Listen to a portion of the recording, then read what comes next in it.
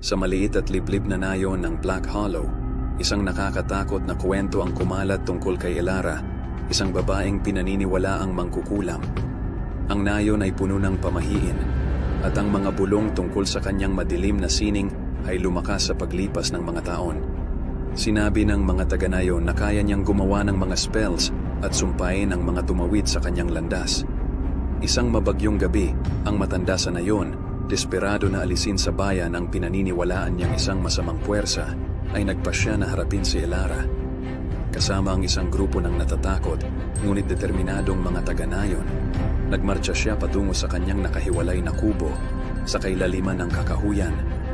Umihip ang hangin at bumuhos ang ulan nang makarating sila sa kanyang tahanan. Si Elara, na inaasahan ng kanilang pagdating, ay tahimik na nakatayo sa kanyang pintuan. Ang kanyang mga mata ay sumasalamin